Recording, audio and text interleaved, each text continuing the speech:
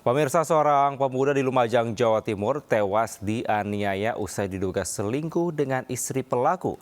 Pelaku gelap mata setelah mengetahui istrinya selingkuh dengan korban 4 bulan terakhir.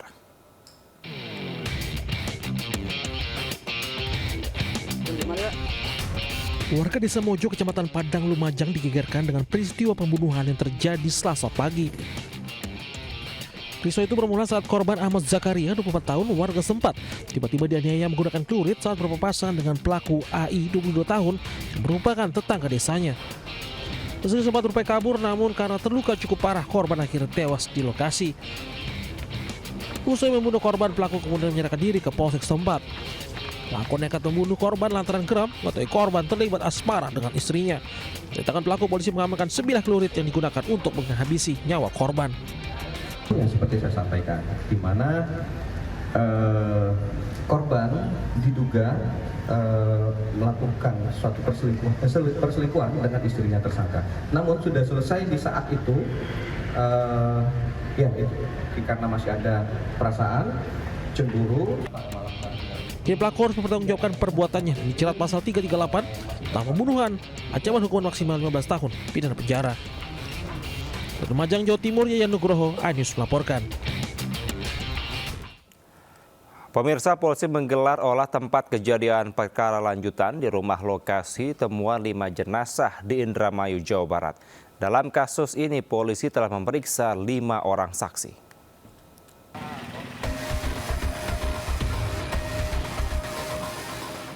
Tim Inafis Polda Jawa Barat bersama Satreskrim Polres Indramayu kembali mendatangi rumah ditemukan yang 5 jenazah. Tugas olah TKP lanjutan di hampir seluruh area dalam dan sekeliling rumah, termasuk beberapa ruangan yang diduga menjadi lokasi pembunuhan kelima korban. Petugas berupaya menemukan sidik jari di beberapa tempat, seperti pintu dan tembok rumah. Sejumlah barang bukti dari lokasi diamankan untuk pendalaman lebih lanjut. Sementara petugas masih menunggu hasil otopsi penyebab kematian korban sebelum dikubur dalam satu liang. Kematian tragis satu keluarga ini membuat tetangga terpukul. Ya, keluarga Pak Budi tuh baik, ya ramah, ya nggak inilah maksudnya mah nggak nyangka gitu sampai bisa ada kejadian kayak gini tuh. Sama tetangga-tetangga masyarakat juga sering membaur, Bu? Iya, sering membaur. Sebelumnya temuan 5 jenazah satu keluarga membuat geger warga Indramayu. Korban ditemukan terkubur dalam satu liang di belakang rumah yang diduga sudah lebih dari 2 hari tewas. Dari Indramayu, Jawa Barat, Toy Skandar melaporkan.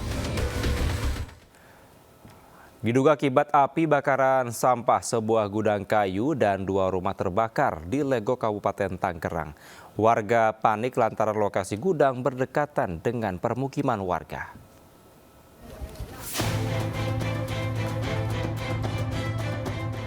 Kobaran api terus melahap sebuah gudang kayu di Kampung Serdang Wetan, Kecamatan Legok, Kabupaten Tangerang. Api cepat membesar akibat banyaknya bahan yang mudah terbakar. Khawatir api merembet ke permukiman, warga berupaya memadamkan kobaran api, namun tidak berhasil karena dilakukan dengan alat seadanya. Kotel tiupan angin kencang membuat api dengan cepat menghabiskan bangunan dan isinya.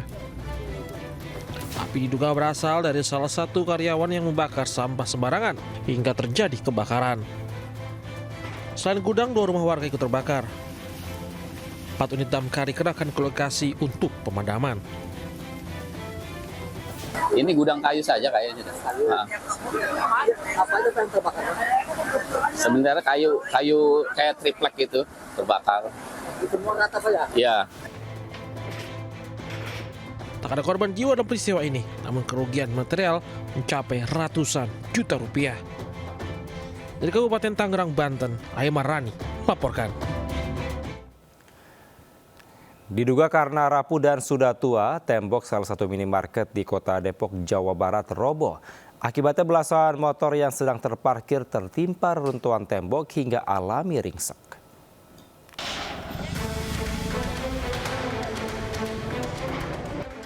Kondisi halaman minimarket di Jalan Pekapuran, Cimanggis, Kota Depok, porak-poranda. Petugas bersama warga sekitar berupaya mengevakuasi puing-puing reruntuhan tembok dengan alat seadanya. Tembok minimarket roboh menimpa sekitar 11 unit sepeda motor pengunjung dan pegawai yang sedang terparkir.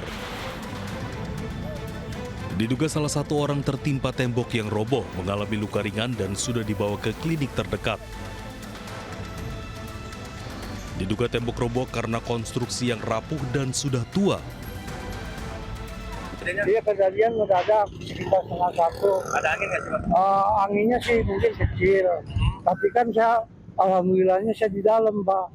Pas satu huk gitu, saya nyebut astagfirullahaladzim, masih dilindungi sama Allah.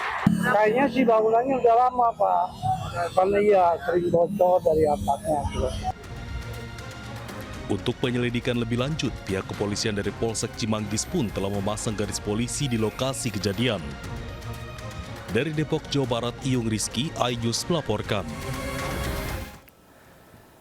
Diduga alami remblong, sebuah mobil MVV menabrak sejumlah pengendara sepeda motor di Jalan Raya Parung Ciputat, Bojongsari, Kota Depok, Jawa Barat. Akibat dari peristiwa ini, 5 orang alami luka-luka dan dibawa ke rumah sakit.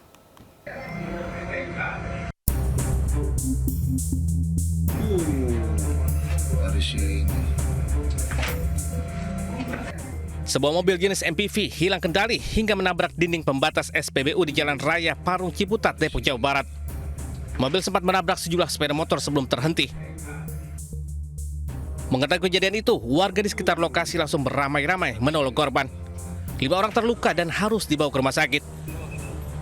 Dari keterangan warga, mobil dari arah Ciputat menuju Parung itu tiba-tiba kehilangan kendali saat melaju di jalanan menurun. Kecelakaan ini terjadi diduga akibat rem blong tidak berfungsi. Insiden ini kini dalam penyelidikan anggota Laka Lantas Polres Metro Depok. Dari Depok, Jawa Barat, Iyung Rizky, iNews melaporkan. Pemirsa, aksi penipuan terjadi di toko kelontong yang berlokasi di Jalan Warujaya, Sukmajaya, Kota Depok. Pelaku yang merupakan seorang mama beraksi membawa sang anak berhasil membawa kabur 90 bungkus rokok dengan modus memesan sejumlah sembako di toko tersebut.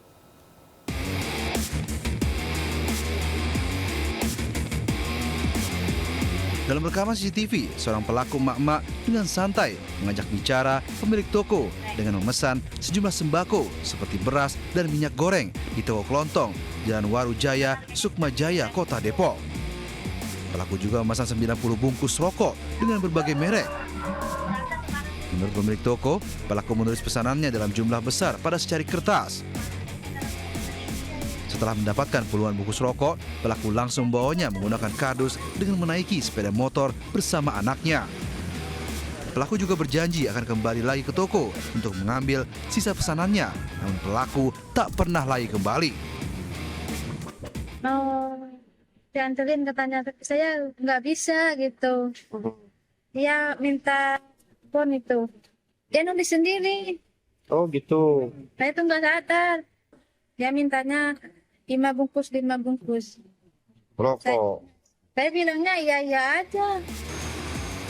Akibat kejadian ini, korban mengalami kerugian sebesar 3 juta rupiah. Aksi pencurian dengan berbagai macam modus kian marak. Warga diimbau untuk selalu waspada. Di Depok, Jawa Barat, Iyung Rizky melaporkan. Pemirsa, kondisi ekonomi yang serba sulit membuat sebagian orang terpaksa berbuat nekat. Di Jombang, Jawa Timur, seorang pria terekam CCTV mencuri sepeda di 2 rumah warga. Dalam sekali beraksi, pria tersebut berhasil mengambil dan membawa kabur 3 sepeda sekaligus.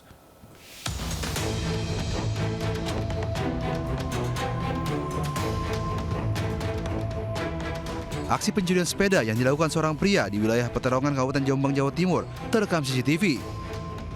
Pelaku yang menggunakan motor mengamati situasi dan langsung menggasak sepeda yang terparkir di halaman rumah warga.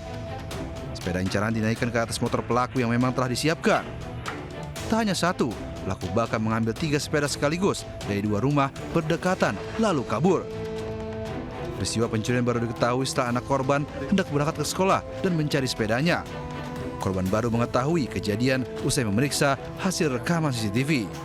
Setelah dicek di CCTV, ternyata Ada orangnya yang mencuri itu tadi, ada yang mencuri.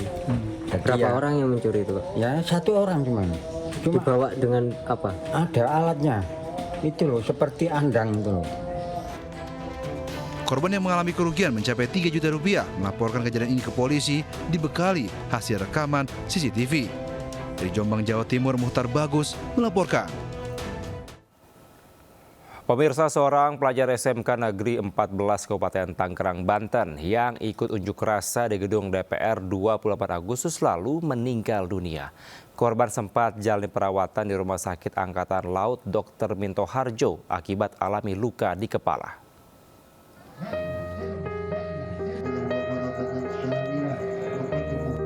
Suasana duka menyelimuti kediaman ALF, pelajar yang tewas saat unjuk rasa di gedung DPR di Kecamatan Tiga Raksa, Kabupaten Tangerang, Banten, Senin malam. Ibu korban yang memegangi foto anak sayangnya ini sesekali terisak setelah mengetahui anaknya yang masih berusia 16 tahun tewas dengan tragis. Sejumlah keluarga, kerabat dan warga menggelar tahlilan setelah memakamkan jenazah korban di TPU Puri Bidara pada Senin sore. Peristiwa ini bermula saat korban diajak temannya ikut demonstrasi di DPR pada 28 Agustus lalu. Korban izin kepada guru untuk pulang karena ingin mengantar ibunya berobat.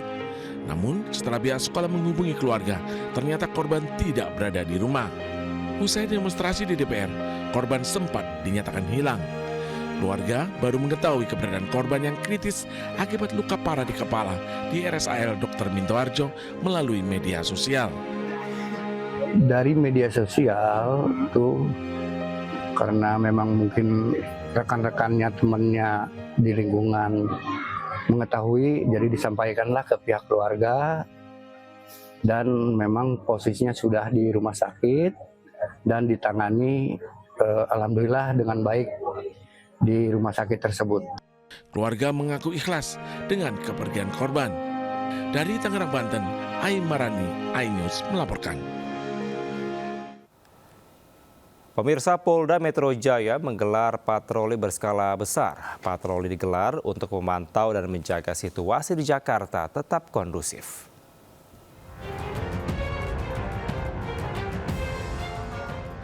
Jajaran TNI Angkatan Darat menggelar patroli di jantung ibu kota. Patroli diantaranya melibatkan 100 prajurit Yonif 318, motoris serta sejumlah kendaraan taktis. Rute patroli mencakup kawasan vital, mulai dari kawasan Medan Merdeka Barat, Tamrin, Sudirman, Pondok Indah, Mampang hingga Menteng. Patroli berskala besar juga digelar Polda Metro Jaya untuk menjaga situasi Jakarta tetap kondusif. Hal ini dilakukan untuk ketertiban pasca demo anarkis dan antisipasi kerusuhan. Patroli digelar 350 personil bersama dengan masyarakat karena keamanan Jakarta harus dijaga secara bersama-sama. Tim Liputan iNews melaporkan. Ya, pemirsa, tidak untuk ditiru, bukannya menjauhi lokasi demo yang kian memanas. Warga dan para pengendara justru berbondong-bondong datang ke depan gedung DPRD Jawa Barat demi menonton aksi demo.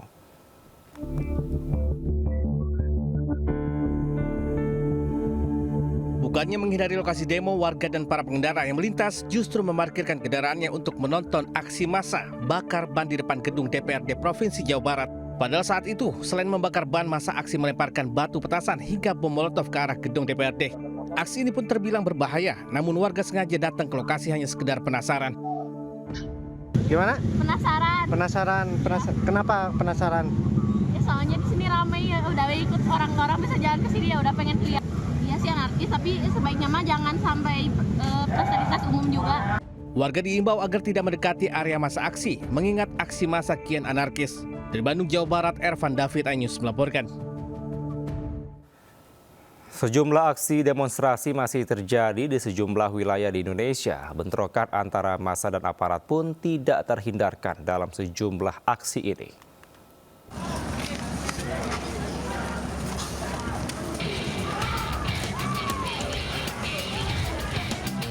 Ratusan mahasiswa menggelar aksi di Bundaran Saronde, Kota Gorontalo. Mereka menyampaikan beberapa tuntutan, diantaranya meminta menteri yang bermasalah dicopot. Massa memblokade jalur Simpang 5 Gorontalo yang mengakibatkan arus lalu lintas lumpuh.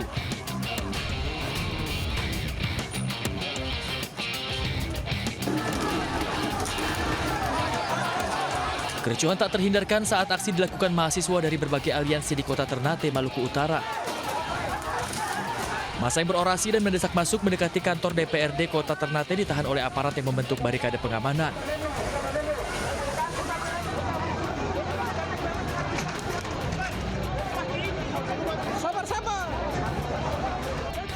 Aparat pun mencoba membubarkan massa dengan gas air mata dan mobil water cannon. Aksi ini pun membuat massa melempari batu.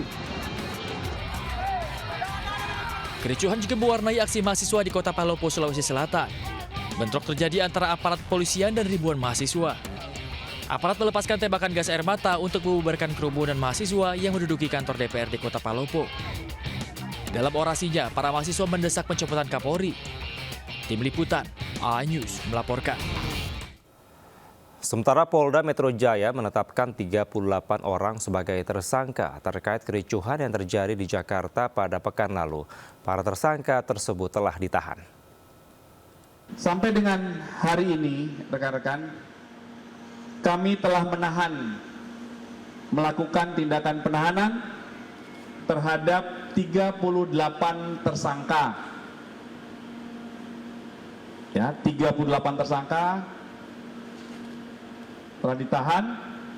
Saya jelaskan lagi bahwa pelaku-pelaku anarkis ini datang ke lokasi sekitar gedung DPR, tidak melakukan kegiatan penyampaian pendapat sama sekali, tetapi langsung melakukan kegiatan-kegiatan yang anarkis. Pemirsa, keluarga Afan Kurniawan, pengemudi ojol yang tewas tertabrak rantis Polri, mendapatkan rumah subsidi gratis dari pemerintah. Keluarga Afan terharu karena semasa hidup Afan bercita-cita bisa membelikan rumah untuk orang tuanya.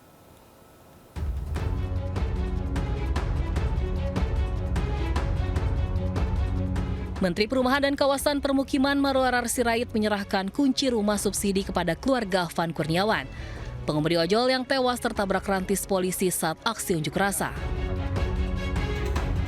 Lokasi hunian ini berada di kawasan Cilengsi, Bogor, Jawa Barat. Keluarga Afan mengaku senang sekaligus terharu. Karena kalau tidak cocok di sini, saya sudah siapkan dua alternatif rumah subsidi. Yang pertama di Tiga Raksa, yang bagus ya Pak Heru ya, yang di Tiga Raksa ya, di Tangerang ya, yang kita udah cek bagus. Yang kedua di Serang ya gitu. Nah, jadi saya meminta memang dari Bapak Ibu mungkin tidak muter-muter. Adapun biaya pembelian rumah ditanggung Menteri PKP Marwarar Sirait dibantu BP Tapera. Semasa hidupnya Afan merupakan tulang punggung keluarga dan bercita-cita bisa membelikan rumah untuk kedua orang tuanya. Dari Bogor, Jawa Barat, Cahyat Supriyatna, iNews melaporkan. Sementara pemirsa, Wakil Presiden RI Gibran Rakabuming Raka membagikan sembako ke warga hingga pengemudi ojek online di kawasan Stasiun Gondang Dia, Menteng, Jakarta Pusat.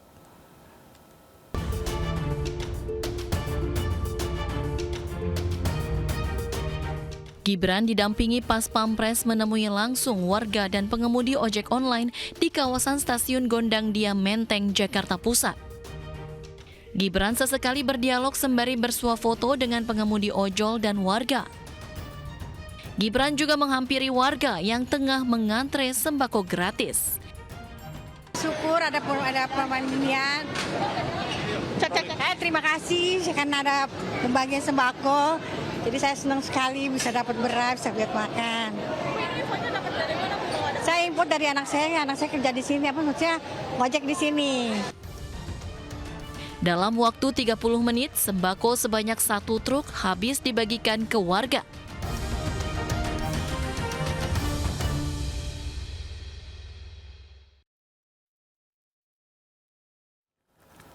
Pemirsa, MNC Tourism gandeng MNC Peduli menggelar CSR edukasi bertajuk Pelajar Cerdas Konten Berkualitas.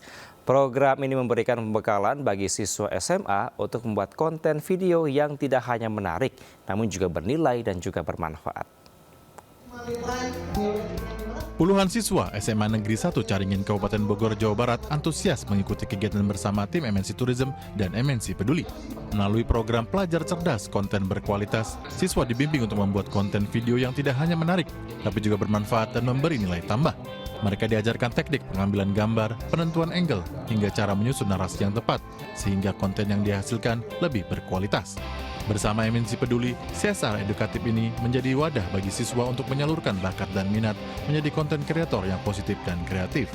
Cara membuat konten, terutama video yang baik.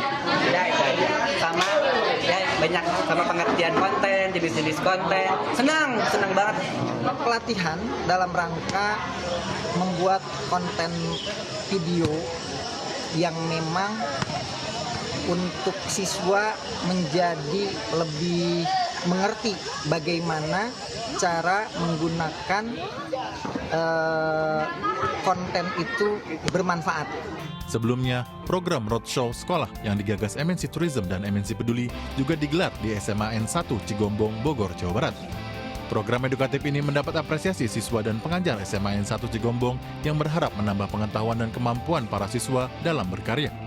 Kegiatannya itu seru banget karena tadi kita nggak cuma dapat pengalaman, terus nggak cuma dapat konten edukasi aja, edukasi mengenai konten kreator tentunya, tapi ada juga beberapa games yang tentunya itu interaktif dan membuat kegiatan ini tuh sangat seru dan interaktif dengan siswa.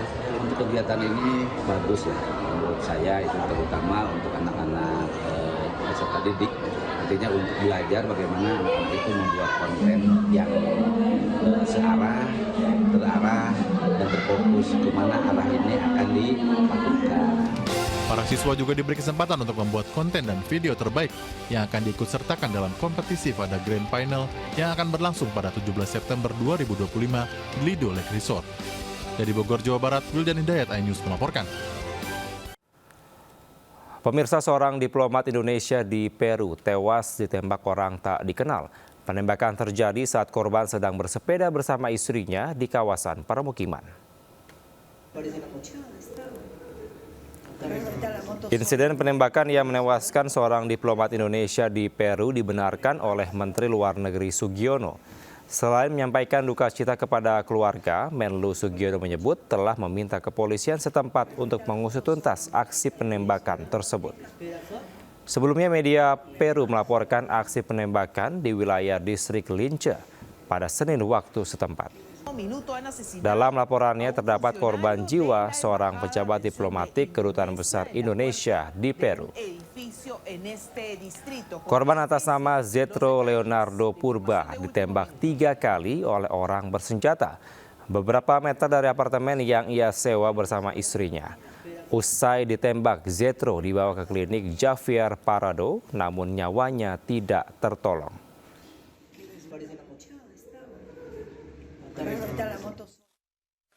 Kami sudah menyampaikan kepada pihak Kementerian Luar Negeri Peru dan kepolisian di sana untuk bisa menyelidiki kasus ini hingga tuntas. Kami juga sudah melakukan pembicaraan lewat telepon kepada Ibu Priscilia, istri almarhum, kepada Duta Besar Ricky di Lima. Kami sampaikan duka yang begitu mendalam. Almarhum meninggalkan seorang istri dan 3 orang anak. Pemirsa, jam tangan mewah merek Richard Mille milik mantan Wakil Ketua Komisi 3 DPR RI Ahmad Saroni yang sempat diambil saat penjarahan telah dikembalikan. Pengembalian itu dilakukan oleh orang tua remaja yang sebelumnya mengambil jam tangan tersebut kepada pihak Parpol Nasdem.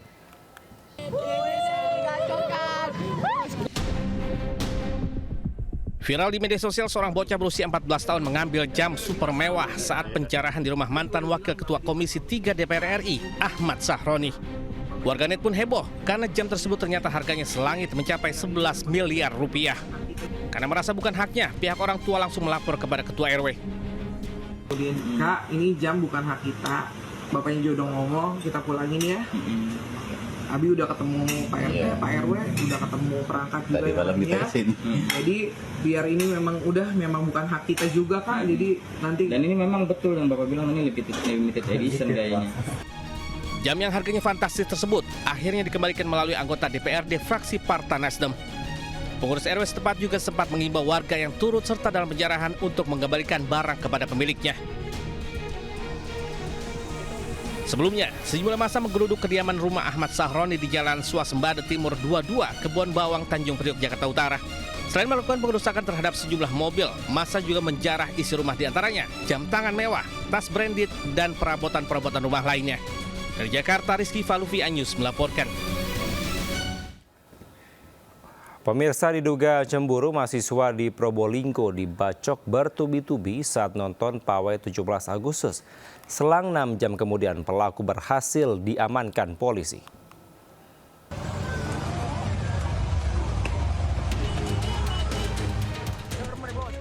Inilah detik-detik aksi pembacokan sadis yang terekam kamera warga saat pawai budaya memperingati HUT RI ke-80 di Jalan Raya Bantaran.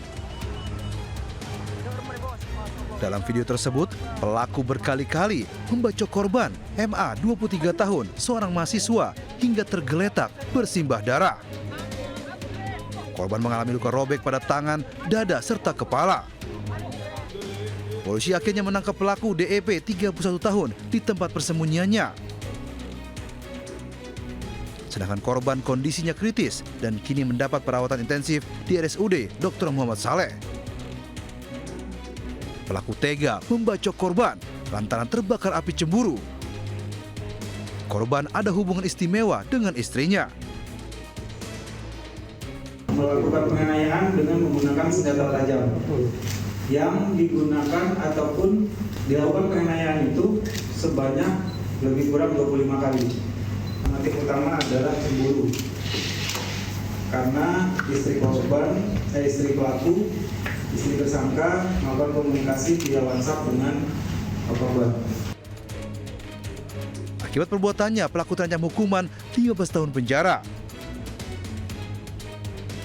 Dari Probolinggo, Jawa Timur, Hana Purwadi melaporkan.